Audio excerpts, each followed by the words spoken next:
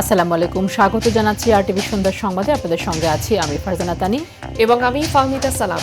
ঢাকায় নিযুক্ত ভারতের হাই কমিশনার প্রণয় ভার্মাকে আবারও তলব করেছে পররাষ্ট্র মন্ত্রণালয়। রোববার দুপুরে তাকে মন্ত্রণালয়ে তলব করা হয়। পরে মন্ত্রণালয়ের এক বিজ্ঞপ্তিতে জানানো হয়, বাংলাদেশে আসন্ন সংসদ নির্বাচন বানচালের উদ্দেশ্যে পলাতক শেখ হাসিনা ভারতে বসে তার সমর্থকদের উস্কানিমূলক ও সন্ত্রাসী কর্মকাণ্ডে জড়াতে আহ্বান জানিয়ে প্রতিনিয়ত বক্তব্য দিয়ে যাচ্ছেন। এ ধরনের সুযোগ দেয়ায় ভারত সরকারের প্রতি বাংলাদেশ সরকারের গভীর উদ্বেগের কথা জানানো হয়। শেখ হাসিনা ও আসাদুজ্জামান খান কামালকে দ্রুত প্রত্যর্পণের আহ্বানও করা হয়েছে চিঠিতে। এছাড়া ইনকিলাব মঞ্চের আহ্বায়ক শরীফ ওসমান হাদির ওপর হামলাকারীরা ভারতে ঢুকে পড়লে তাদের গ্রেফতার করে ফেরত পাঠানোর আহ্বানও জানানো হয়। অন্তর্বর্তীকালীন সরকারের আমলে বিভিন্ন ঘটনায় এ নিয়ে অন্তত 5 বার তলব করা হলো প্রতিবেশী দেশটির রাষ্ট্রদূতকে।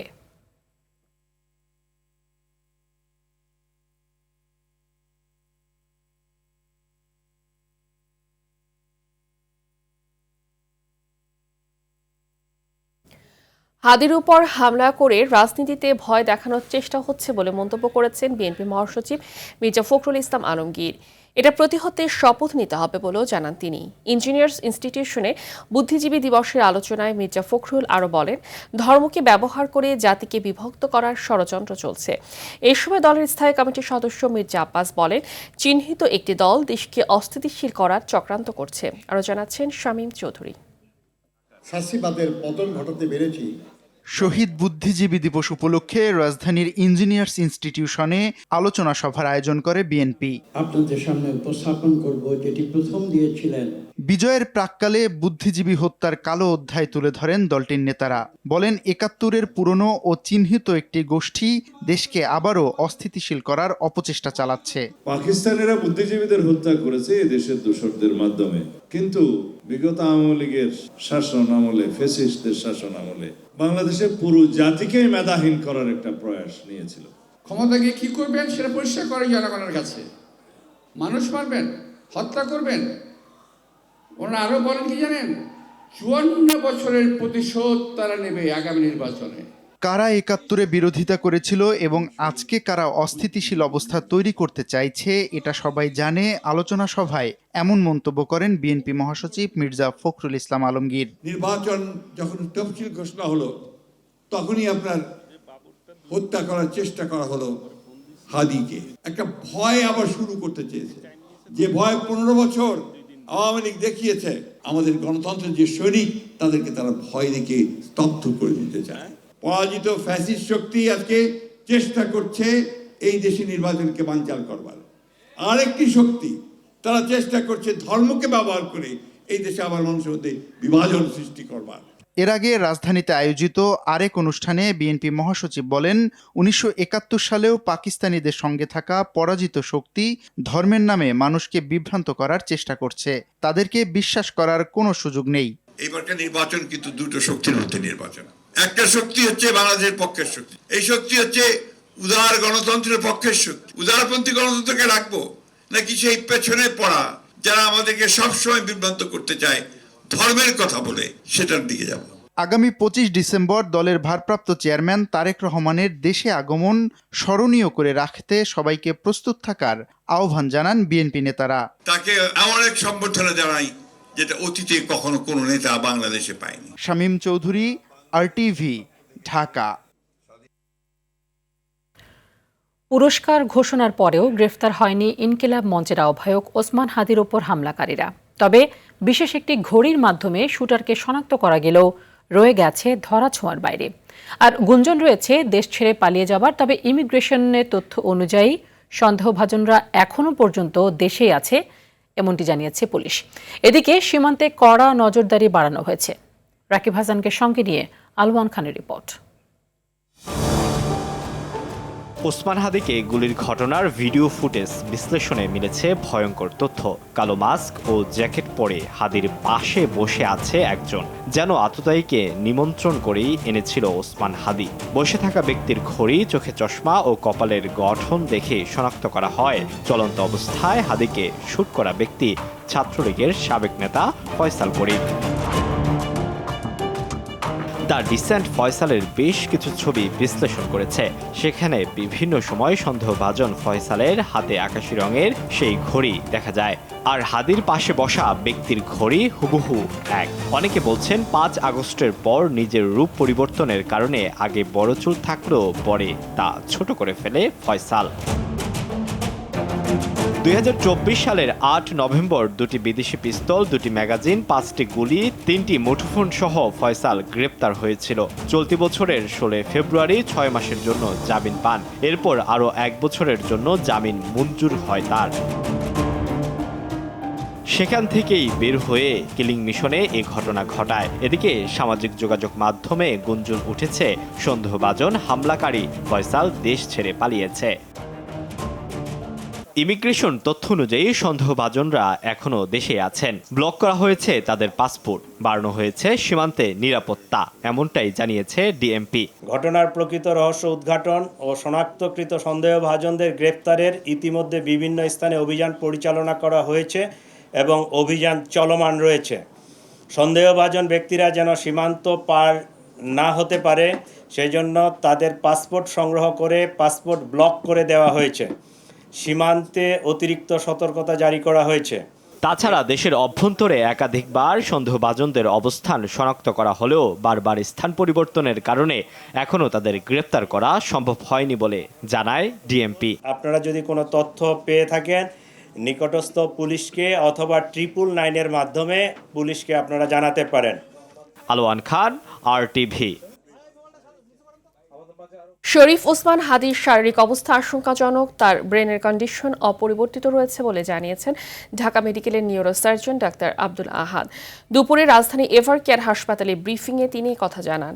ডাক্তার আহাদ বলেন, হাদির অক্সিজেন স্বল্পতা বেড়েছে এবং ব্রেনের রক্ত জমাট বেঁধে আছে, তবে কিডনি কাজ করছে। হাদির শারীরিক অবস্থা স্থিতিশীল। দেশে বাইরে নেয়ার ক্ষেত্রে মেডিকেল বোর্ড এবং পরিবারের সদস্যরা সিদ্ধান্ত নেবেন বলে জানান তিনি।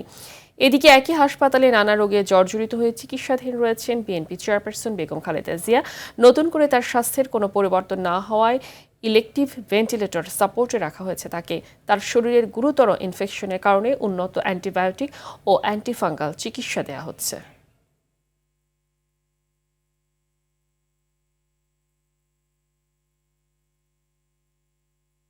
তার কনজারভেটিভ ম্যানেজমেন্ট চলছে।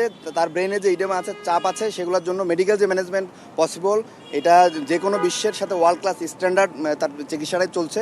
তো সেটা কনজারভেটিভ ম্যানেজমেন্টে চলছে এবং ফার্দার কোনো সার্জারি লাগবে না বলে আমরা মনে করি। তার পরিবার যদি মনে করে এবং বোর্ড যদি চিন্তা করে তার শারীরিক অবস্থা ফিজিবল, দেন তারা হয়তো মুভ করতে পারে। এটা পরিবারের উপরে আমরা সিদ্ধান্তটা দিই এবং এই সিদ্ধান্তটা তার পরিবারেই জানাবে বলে আমরা মনে করি। এই মুহূর্তে এভার কেয়ার হাসপাতাল থেকে সরাসরি যুক্ত হচ্ছেন সহকর্মী দীপ্ত চন্দ্রপাল। দীপ্ত, আমরা যেমনটি জানি যে বিএনপি চেয়ারপারসন বেগম খালেদা জিয়া এবং ইনকিলাব মঞ্চের মুখপাত্র ওসমান হাদি, তারা দুজনেই আসলে খুব ক্রিটিক্যাল অবস্থায় ভর্তি আছেন এভার কেয়ার হাসপাতালে। নিবিড় পরিচর্যায় রয়েছেন তারা। সর্বশেষ তথ্য অনুযায়ী তাদের দুজনের শারীরিক কি অবস্থা জানতে পেরেছেন কিনা? তানি, আপনি যেমনটি বলছিলেন, দুজনের অবস্থাই কিন্তু আশঙ্কাজনক। সাবেক 3বারের প্রধানমন্ত্রী বেগম খালেদা জিয়া এই হাসপাতালে দীর্ঘদিন ধরে ভর্তি রয়েছেন। গত 23 নভেম্বর তাকে ভর্তি করা হয় এবং অবস্থার অবনতি হলে 27 নভেম্বর তাকে সিসিউতে দেওয়া হয়। এবং আমরা দেখেছি বিকেল 4টার পর তার পুত্রবধূ ডক্টর জোবাইদা রহমান তার স্বাস্থ্যের খোঁজ নিতে হাসপাতালে প্রবেশ করেছেন এবং নিয়মিত তিনি দেশে আসার পর থেকে হাসপাতালে আসেন এবং তিনি তার স্বাস্থ্যের খোঁজ নেন এবং পরবর্তী কী চিকিৎসা হবে সেই মেডিকেল বোর্ডের সঙ্গে বসে কিন্তু সিদ্ধান্ত নেওয়া হয়। এবং এখনও তিনি হাসপাতালের মধ্যেই রয়েছেন। রাতে আসলে তিনি বের হবেন সার্বিক অবস্থা জেনে, তারপরে আগামীতে কী চিকিৎসা দেওয়া হবে সেই আলোচনা করে আসলে রাতে বের হবে। তারপরে যদি সংবাদ সম্মেলন করে তখন কিন্তু আসলে বোঝা যাবে, বিএনপি মিডিয়া সেল থেকে যদি জানানো হয় যে এখন কি পরিস্থিতি রয়েছে। তবে এতটুকু জানিয়েছে যে তার স্বাস্থ্যের অবস্থা স্থিতিশীল না হওয়ার কারণে আপাতত বিদেশ নেওয়া হচ্ছে না। পাশাপাশি যদি বলি, গত 12 ডিসেম্বর শুক্রবার যে ইনকিলাব মঞ্চের যাকে ওসমান হাদিকে যে গুলি করা হয়েছিল, তারপরে তাকে ঢাকা মেডিকেল থেকে এবার কেয়ার হাসপাতালে নিয়ে আসা হয় এবং ডাক্তাররা বেলা দুপুর 2টার পরে কিন্তু সংবাদ সম্মেলন করে বলেছে এবং কিছুক্ষণ আগেও যে আপডেটটি দিয়েছে সেটি হলো যে হাদির যে ব্রেনের একটি সিটি স্ক্যান করা হয়েছে, সেখানে কিন্তু গুলির কিছু অংশ দেখতে পাওয়া গিয়েছে এবং যে ব্রেনের যে ফোলা সেটি কিন্তু কমেনি, ক্রমান্বয়ে বাড়ছে এবং এটি মেডিকেল ভাষায় উদ্বেগজনক বলে তার চিকিৎসকরা জানিয়েছে। তবে ফুসফুসের যে কার্যকারিতা সেটি সচল রয়েছে। তবে এই যে ব্রেনের ড্যামেজ, এই ব্রেনের ইনজুরির কারণে তার হরমোনজনিত কিছু সমস্যা হয়েছে, যার ফলে প্রতি ঘন্টায় যে ইউরিন উৎপাদন সেখানে কিন্তু সমস্যার সৃষ্টি করছে এবং যে ডাক্তাররা বলা চলে যে সুখবর কিন্তু দিতে পারেনি হাদির বিষয়ে। তবে বলছে যে ওয়ার্ল্ড ক্লাস যে চিকিৎসা, সেই চিকিৎসা কিন্তু ব্যবস্থা এখানে গ্রহণ করা হয়েছে এবং পরিবারের পক্ষ থেকে, সরকারের পক্ষ থেকে যদি তাকে উন্নত চিকিৎসার জন্য বিদেশ নিয়ে যাওয়া হয়, সেক্ষেত্রে মেডিকেল বোর্ড প্রস্তুত রয়েছে এবং মেডিকেল বোর্ডের সিদ্ধান্ত অনুযায়ী তাকে হয়তো দেশের বাইরে পাঠানো হতে পারে। তো তানি, এই ছিল এবার কেয়ার হাসপাতাল থেকে আমার কাছে সবশেষ তথ্য। তানি, ধন্যবাদ আপনাকে। আগামী জাতীয় সংসদ নির্বাচন ও গণভোটকে সামনে রেখে পুলিশের পক্ষ থেকে সকল রাজনৈতিক দলের জন্য নিরাপত্তা প্রোটোকল সরবরাহ করা হবে। রোববার প্রধান উপদেষ্টার প্রেস উইং থেকে পাঠানো এক সংবাদ বিজ্ঞপ্তিতে এ তথ্য জানানো হয়েছে। এই প্রোটোকলে রাজনৈতিক নেতৃবৃন্দ এবং আসন্ন নির্বাচনী সম্ভাব্য প্রার্থীগণ তাদের বাসস্থান, কার্যালয় চলাচল, জনসভা ও সাইবার স্পেসে কিভাবে নিরাপত্তা নিশ্চিত করবেন সে বিষয়ে সুস্পষ্ট নির্দেশনা দেওয়া হবে। এছাড়া গণ অভ্যুত্থানের সম্মুখ সারির নেতৃত্ব ও গুরুত্বপূর্ণ রাজনৈতিক নেতৃবৃন্দকে বাড়তি নিরাপত্তা প্রদান করার উদ্যোগ নেওয়া হয়েছে। ইনকিলাব মঞ্চের মুখপাত্র এবং ঢাকা ৮ আসনের সম্ভাব্য স্বতন্ত্র প্রার্থী শরীফ ওসমান হাদির উপর হামলার ঘটনায় হামলাকারী ও তার সহযোগীদের পুলিশ ইতিমধ্যে শনাক্ত করেছে। তাদের গ্রেফতারের লক্ষ্যে আইনশৃঙ্খলা রক্ষাকারী বাহিনীর নিবিড় অভিযান অব্যাহত রয়েছে বলেও উল্লেখ করা হয় এই বিজ্ঞপ্তিতে। যথাযথ মর্যাদায় পালিত হল শহীদ বুদ্ধিজীবী দিবস। সকালে মিরপুর বুদ্ধিজীবী সমাধিস্থলে শ্রদ্ধা জানান রাষ্ট্রপতি মোহাম্মদ শাহাবুদ্দিন ও অন্তর্বর্তী সরকারের প্রধান উপদেষ্টা ডক্টর মোহাম্মদ ইউনূস। শ্রদ্ধা নিবেদনের সময় সশস্ত্র বাহিনীর একটি চৌকস দল রাষ্ট্রীয় সালাম দেয়। এই সময় বিয়োগলে করুণ সুর বাজানো হয়। পরে সবার সঙ্গে শুভেচ্ছা বিনিময় করেন রাষ্ট্রপতি ও প্রধান উপদেষ্টা। খান আলামিনের রিপোর্টে বিস্তারিত। বিজয়ের রক্তিম সূর্য তখনও খানিকটা দূর। পরাজয় নিশ্চিত জেনে পাক হানাদার বাহিনী বাংলাদেশকে মেধাশূন্য করতে বেছে নেয় 1971 সালের 14 ডিসেম্বরকে। শত শত বুদ্ধিজীবীকে হত্যা করে অন্ধকারে নিমজ্জিত করতে চায় দেশের ভবিষ্যৎ। তারপরও আলো আসে, যে আলোয় প্রস্ফুটিত আজ বাংলাদেশ। সেই আলোকিত সূর্য সন্তানদের শ্রদ্ধাভরে স্মরণ করে জাতি। মিরপুর শহীদ বুদ্ধিজীবী সমাধিস্থলে সকাল 7টায় শ্রদ্ধা নিবেদন করেন রাষ্ট্রপতি মোহাম্মদ শাহাবুদ্দিন। বুদ্ধিজীবীদের স্মৃতির প্রতি গভীর শ্রদ্ধা জানিয়ে কিছুক্ষণ নীরবে দাঁড়িয়ে থাকেন তিনি।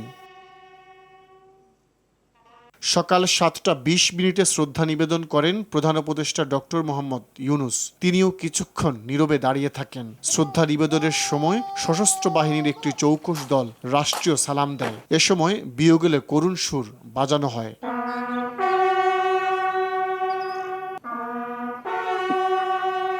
শ্রদ্ধা নিবেদন শেষে প্রধান বিচারপতি, উপদেষ্টা মণ্ডলীর সদস্য, শীর্ষ বেসামরিক ও সামরিক কর্মকর্তা, যোদ্ধাহত বীর মুক্তিযোদ্ধা এবং অন্য আমন্ত্রিত অতিথিদের সঙ্গে শুভেচ্ছা বিনিময় করেন প্রধান উপদেষ্টা। রাষ্ট্রপতি ও প্রধান উপদেষ্টার শ্রদ্ধা নিবেদনের পর বুদ্ধিজীবী স্মৃতিসৌধে শ্রদ্ধা নিবেদন করেন প্রধান বিচারপতি, উপদেষ্টা মণ্ডলীর সদস্য ও যোদ্ধাহত মুক্তিযোদ্ধারা।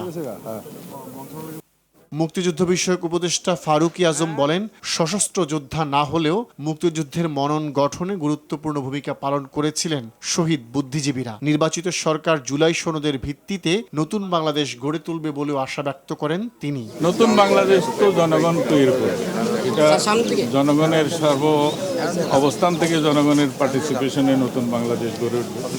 সামনে তো একটা নির্বাচন আসছে, সেই নির্বাচনে জনগণ অংশ নেবে, আনন্দ উৎসবের সাথে অংশগ্রহণ করবে এবং তার পরবর্তী পর্যায়ে জনগণের মতামতের ভিত্তিতে যে সমস্ত সরকার আসবে বাংলাদেশে আগামী ভবিষ্যতে, তার জন্য একটা জুলাই সনদ হয়েছে, তারই ভিত্তিতে নতুন বাংলাদেশ গড়ে উঠবে। রাষ্ট্রীয় আনুষ্ঠানিকতা শেষে সর্বস্তরের জনসাধারণের জন্য খুলে দেওয়া হয় সমাধিস্থলের দ্বার। বিভিন্ন সামাজিক, সাংস্কৃতিক ও রাজনৈতিক সংগঠনের সদস্যরা একে একে শ্রদ্ধা নিবেদন করেন। খান আলামিন, RTV, ঢাকা। স্বাধীনতা যুদ্ধে শহীদ বুদ্ধিজীবীদের স্মরণে রাজধানীর মোহাম্মদপুরের রায়ের বাজার শহীদদের প্রতি শ্রদ্ধা জানিয়েছে রাজনৈতিক, সামাজিক ও বিভিন্ন সংগঠনের পক্ষ থেকে। ভোরের আলো ফোটার সাথে সাথে জাতির সূর্য সন্তানদের প্রতি শ্রদ্ধা ভরে স্মরণ করেন সব স্তরের জনগণ। এ সময় তারা বলেন, শহীদদের ঋণ কখনো ভোলার নয়। আরও জানাচ্ছেন বিপুল দেব রায়। বিজয়ের 54 বছর, হাঁটি হাঁটি পায়ে রক্তের স্রোত মারিয়ে লাল সবুজের বাংলাদেশ আজ পরিপূর্ণ স্বাধীন সার্বভৌম রাষ্ট্র। যে রাষ্ট্র জন্ম দিতেও 991 জন শিক্ষাবিদ, 13 জন সাংবাদিক, 49 জন চিকিৎসক, 42 জন মেধাবী আইনজীবী সহ হাজারো প্রজ্ঞাবান মানুষকে রক্ত দিতে হয়েছিল আজকের এই দিনে। তাই দিনটিকে স্মরণ করতে রায়ের বাজার বধ্যভূমিতে শ্রদ্ধা নিবেদন করতে আসেন রাজনৈতিক, সামাজিক ও বিভিন্ন সংগঠন সহ সর্বস্তরের জনগণ। দিনটি আজ হৃদয়ে রক্তক্ষরণের। তাই তো শহীদ বুদ্ধিজীবী ও লাখো শহীদের আত্মত্যাগ কখনো ভোলা যাবে না বলে মনে করেন সাধারণ মানুষ। তারা কারো কাছে মাথা নত করেনি, তাই আজকে তাদেরকে প্রাণ দিতে হয়েছে। তো তাদের স্মরণে এবং যারা বাংলাদেশের মুক্তিযুদ্ধে যারা শহীদ হয়েছে তাদের স্মরণেও আমরা এখানে আসছি, এটা আমাদের কর্তব্য। শহীদদের স্মরণে স্মৃতিকাতর হয়ে আমরা এখানে উপস্থিত হয়েছি এবং তাদের প্রতি শ্রদ্ধা জানিয়েছি। যে জাতি বুদ্ধিজীবী হারায় সে শুধু মাটি, মানুষের মনুষ্যত্ব হারায় না, হারায় আবেগ, হারায় সব কিছুই। আর এই মহান বুদ্ধিজীবী দিবসে আমরা সবসময় বুদ্ধিজীবীদেরকে স্মরণ করি। স্বাধীনতার 54 বছরের দ্বারপ্রান্তে এসেও দেশকে নিয়ে নানা ষড়যন্ত্র চলছে। তাই দেশ গঠনে সকলকে ঐক্যবদ্ধ থাকতে হবে বলে জানান বিভিন্ন সংগঠনের পক্ষ থেকে। একটা কঠিন পরিস্থিতি আমরা মোকাবেলা করছি। ঘরে এবং বাইরে বহুমুখী ষড়যন্ত্র, শত্রুতা আছে। আমরা একত্রিত থাকাটা এখন আমাদের অস্তিত্বের স্বার্থে প্রয়োজন। 54 বছর বাংলাদেশের ইতিহাসে এটাকে ভুলে যাওয়ার বিষয় মোটেও তা না, বরং 54,000 বছর পর্যন্ত বাংলাদেশ যতদিন টিকে থাকবে এ দিনের মর্ম ততদিন পর্যন্ত অব্যাহত থাকবে। যত ষড়যন্ত্র বা ইতিহাস বিকৃত করা হোক, বাঙালি জাতির হৃদয়ে মহান মুক্তিযুদ্ধ ও শহীদদের ইতিহাস অক্ষুণ্ণ থাকবে বলে মনে করেন তরুণ প্রজন্ম। 54 বছর আগে আজকের এই দিনটিতে বাঙালি জাতিকে মেধাশূন্য করতে পাক হানাদার বাহিনী হত্যাযজ্ঞ চালিয়েছিল বাঙালি বুদ্ধিজীবীদের উপর এবং তাদের লাশ এই বধ্যভূমিতে ফেলা হয়েছিল। তবে সেই মেধাশূন্য জাতি আজ বিশ্ব দরবারে সমাদৃত। আগামী প্রজন্ম বলছে এই দেশটাকে তারা আরও অনেক দূর এগিয়ে নিতে চায়। বিপুল দেব রায়, রায়ের বাজার বধ্যভূমি, RTV, ঢাকা। বাংলাদেশের শত্রুরা নতুন করে আবারও হত্যাকাণ্ডে মেতে উঠেছে। নির্বাচনের মধ্য দিয়ে নতুন বাংলাদেশ করার গণতান্ত্রিক অগ্রযাত্রা কেউ বাধাগ্রস্ত করতে পারবে না বলে মন্তব্য করেছেন বিএনপি মহাসচিব মির্জা ফখরুল ইসলাম আলমগীর। আর জাতীয় নাগরিক পার্টি আহ্বায়ক নাহিদ ইসলামের মতে গণ অভ্যুত্থান বিরোধী শক্তি নির্বাচনকে বানচালে টার্গেট হত্যার পথ বেছে দিয়েছে। মিরপুর শহীদ বুদ্ধিজীবী স্মৃতিস্তম্ভে শ্রদ্ধা নিবেদন শেষে ফ্যাসিবাদ বিরোধী ঐক্য ধরে রাখার কথা জানান বিভিন্ন রাজনৈতিক দলের নেতারা। রিপোর্ট করছেন জাহিদ রহমান। বাংলাদেশকে মেধাশূন্য করতে 1971 সালে জাতির শ্রেষ্ঠ সন্তানদের হত্যা করা হলেও মুছে ফেলা যায়নি তাদের স্মৃতি। তাদের সম্মান জানাতে মিরপুরে শহীদ বুদ্ধিজীবী স্মৃতিস্তম্ভে জড়ো হয় হাজারো মানুষ। বাংলাদেশ জাতীয়তাবাদী দল বিএনপি ও এর সহযোগী সংগঠনের নেতাকর্মী ব্যানার নিয়ে জড়ো হন বেদিতে। দলের পক্ষ থেকে বিএনপি মহাসচিব মির্জা ফখরুল ইসলাম আলমগীর শহীদদের প্রতি শ্রদ্ধা নিবেদন করেন। বাংলাদেশ যখন একটা নতুন অধ্যায়ের দিকে, ঠিক সেই সময় আবার ষড়যন্ত্র চলছে বলে অভিযোগ করেন মির্জা ফখরুল। আমরা যে কোনো মূল্যেই বাংলাদেশের স্বাধীনতা, সার্বভৌমত্বকে অক্ষুণ্ণ রাখবো, গণতান্ত্রিক অগ্রযাত্রাকে অক্ষুণ্ণ রাখবো, সমস্ত চক্রান্তকে ব্যর্থ করে দিয়ে বাংলাদেশকে নতুনভাবে আমরা গড়ে তুলব ইনশাআল্লাহ।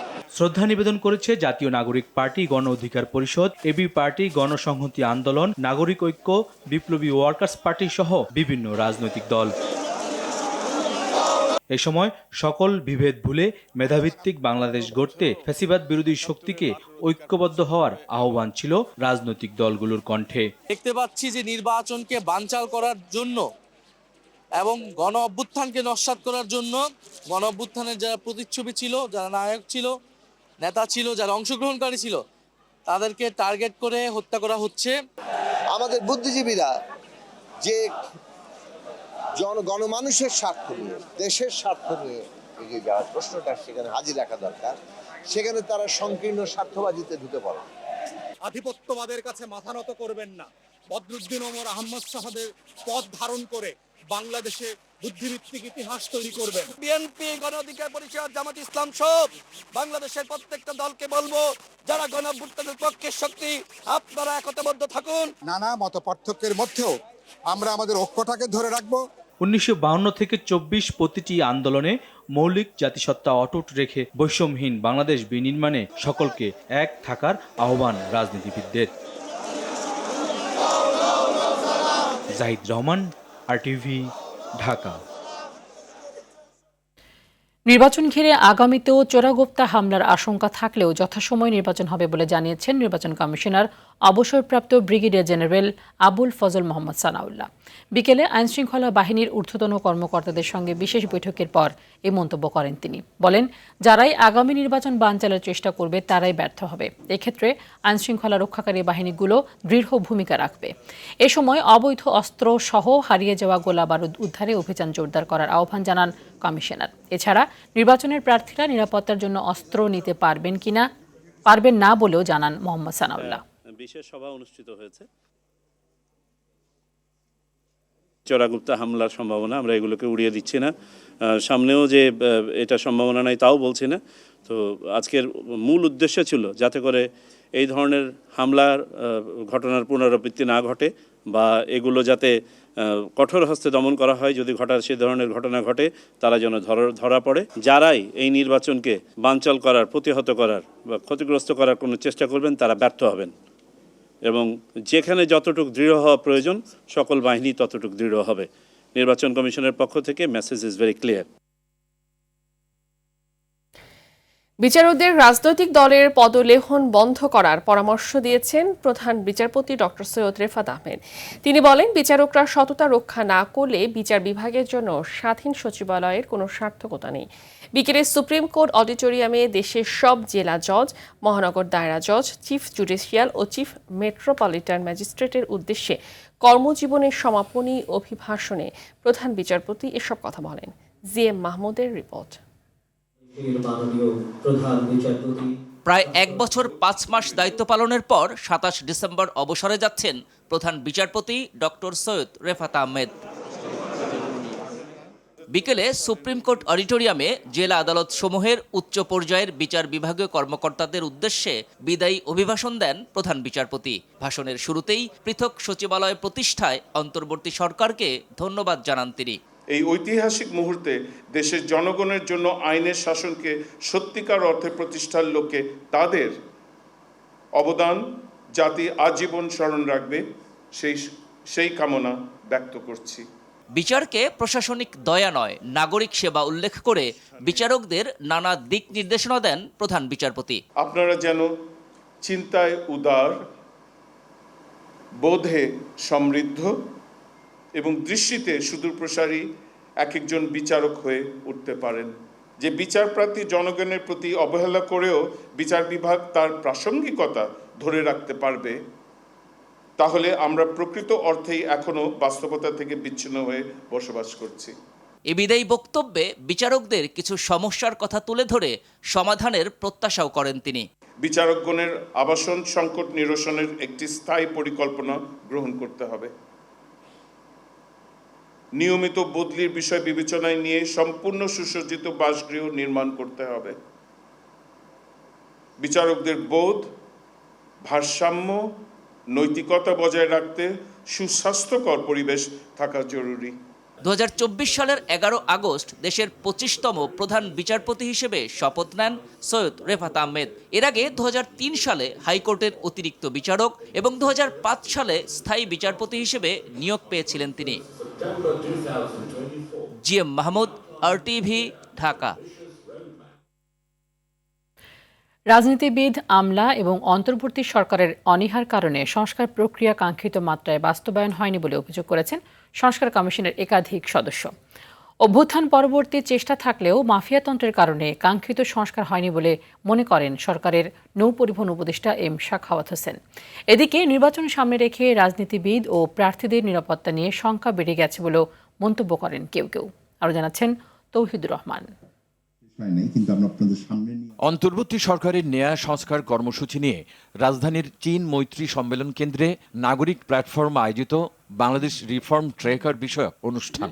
সামগ্রিকভাবে সুশাসন যদি আমরা এতে বক্তারা আসন্ন নির্বাচনে প্রার্থীদের নিরাপত্তা নিয়ে উদ্বেগ জানান। নির্বাচন কমিশন এবং বর্তমান সরকার তাদের জন্য সেই সুষ্ঠু নিরাপদ পরিবেশ গড়ে তুলতে পারবেন কিনা এই ব্যাপারে খুব বড় ধরনের আশঙ্কা প্রকাশ করা হয়েছে। কর্মসূচি বাস্তবায়নের প্রতিবন্ধকতা তুলে ধরেন অন্তর্বর্তী সরকারের সংস্কার কমিশনের সদস্যরা। আমরা সুস্পষ্ট প্রস্তাব করেছিলাম এই যে যোগ্যতা অযোগ্যতার মাপকাঠি এগুলো আরো কঠোর করার জন্য, হলফনামা যাচাই বাছাই করার জন্য, ঋণ খেলাপিদেরকে বাদ দেওয়ার জন্য, কিন্তু দুর্ভাগ্যবশত অসন্তুষ্টি প্রকাশ করছি। সংস্কারের প্রতিবন্ধক শক্তি করা আমার এই প্রশ্নের জবাব আমি পাই নাই, এমনকি আগ্রহ দেখি নাই। সবচেয়ে বড় প্রতিবন্ধক আমি উইদাউট এনি হেজিটেশন বলবো অন্যতম হচ্ছে রাজনৈতিক শক্তি বাংলাদেশের, এবং তার পাশাপাশি আমাদের আমলাতান্ত্রিক শক্তি। মিডিয়া কমিশনের প্রস্তাব সরকার নাকচ করে দিচ্ছে, সেদিকে আগাচ্ছেই না। আমরা যে প্রস্তাব দিলাম ঠিক তার উল্টোটা হলো। গণ অভ্যুত্থান পরবর্তী সময়ে প্রশাসনের ভঙ্গুর অবস্থার সন্তোষজনক উত্তরণ হয়নি বলে জানান নৌ পরিবহন উপদেষ্টা। বর্তমান সরকারের বাকি সময়ে আরও সংস্কার হবে বলে আশা করেন তিনি। কিছু হলেই বলে ও স্বৈরাচারের দোষর, ও বলে ওর তেসর, ও বলে ওর সাথে ছবি উঠেছে, ওর সাথে এটা করেছে। এই যে জিনিসগুলো শুরু হলো সেখান থেকে একটা অ্যাডমিনিস্ট্রেশন কিভাবে চলবে, দেয়ারফর যা হওয়ার তাই হয়েছে। এখনও অ্যাডমিনিস্ট্রেশন আমার মতে এখন পর্যন্ত they are not in their form. আমাদের কিন্তু গুডউইল ছিল টু ডু থিংস, তাহলে এই সংস্কার কমিশনই বা কেন হলো? যেগুলো বাকি আছে সেগুলো যে হবে না এরকম কথা তো কেউ বলেনি। তাহলে পলিটিক্যাল পার্টি এত বড় এজেন্ডা যারা দিয়েছে সেটা তো আপনারা এখন পলিটিক্যাল পার্টিকে ধরবেন। নির্বাচিত সরকারের সময়ে সংস্কার প্রক্রিয়া অব্যাহত থাকবে কিনা তা নিয়ে সংশয় প্রকাশ করেন দুদক চেয়ারম্যান। এখন আমলারা যাচ্ছে পলিটিশিয়ানদের কাছে, আমি আপনার। তৌহিদুর রহমান, RTV, ঢাকা। দেশে প্রথমবারের মতো ইনভেস্টমেন্ট ম্যাচ মেকিং পোর্টাল চালু করেছে। এটি স্থানীয় উদ্যোক্তাদের সঙ্গে বিদেশি বিনিয়োগকারীদের সংযোগ স্থাপনের লক্ষ্যে তৈরি করা হয়েছে।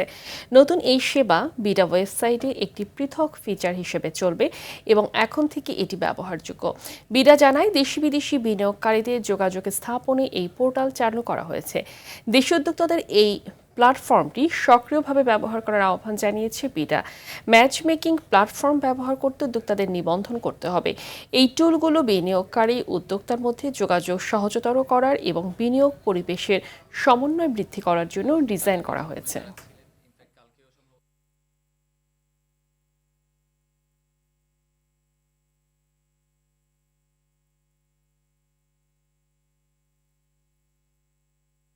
অস্ট্রেলিয়ার সিডনির বন্ডি সমুদ্র সৈকতে বন্দুক হামলায় অন্তত 12 জন নিহত হয়েছেন। আহত হয়েছেন আরও কমপক্ষে 29 জন। রোববার স্থানীয় সময় সন্ধ্যায় বন্দুকধারীদের এলোপাতাড়ি গুলিতে হতাহতের এই ঘটনা ঘটেছে। দেশটির সংবাদ মাধ্যম ABC নিউজকে পুলিশ এ তথ্য নিশ্চিত করেছে। নিহত 10 জনের মধ্যে একজন হামলাকারীও রয়েছে। গোলাগুলি শুরুর পর পুলিশ ঘটনাস্থলে পৌঁছানোর পর হামলায় একাধিক পুলিশ সদস্য আহত হন। এদিকে হামলাকারীদের একজন আহত হলে তাকে পুলিশ হেফাজতে নেওয়া হয়। হামলার সময় ইহুদিদের হানুক্কাহ উৎসব উপলক্ষে সৈকতে আয়োজিত একটি অনুষ্ঠানে শত শত মানুষ উপস্থিত ছিলেন।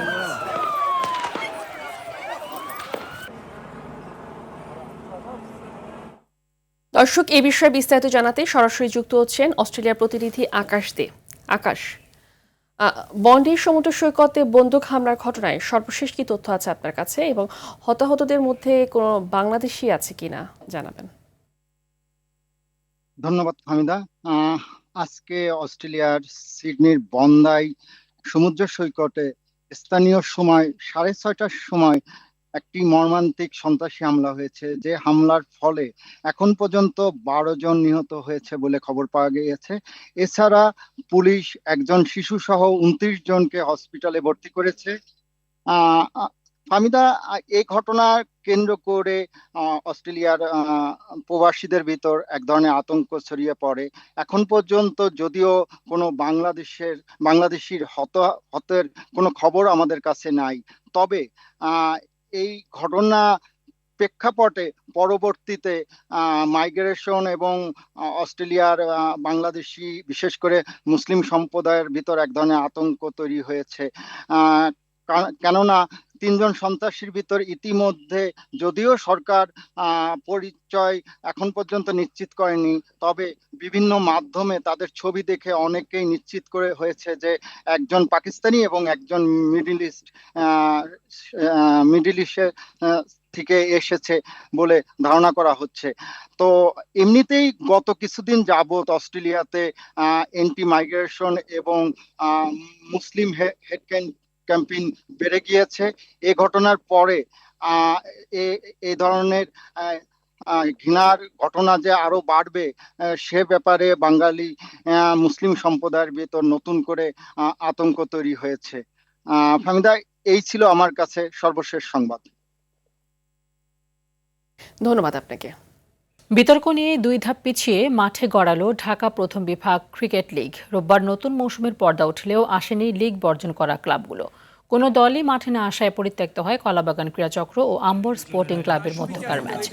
এছাড়া গাজী টায়ার্স ক্রিকেট একাডেমি ও পার্টেক্স স্পোর্টিং ক্লাব লিগ বর্জন করায় ওয়াক ওভার পায় যথাক্রমে ঢাকা ইউনাইটেড স্পোর্টিং ক্লাব ও বারিধারা। প্রথম দিনে মাঠে গড়িয়েছে 2টি ম্যাচ। মিরপুরে ওল্ড ডিউচেস স্পোর্টিং ক্লাবকে 8 উইকেটে হারিয়েছে বাংলাদেশ পুলিশ। অন্য ম্যাচে ধানমন্ডি স্পোর্টস ক্লাবের কাছে 57 রানে হেরেছে লালমাটিয়া কাপ।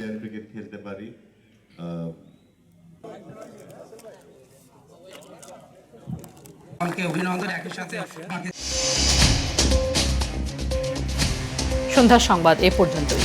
রাতের সংবাদ 11:15টায় দেখার আমন্ত্রণ রইল। ধন্যবাদ সবাইকে। ধন্যবাদ।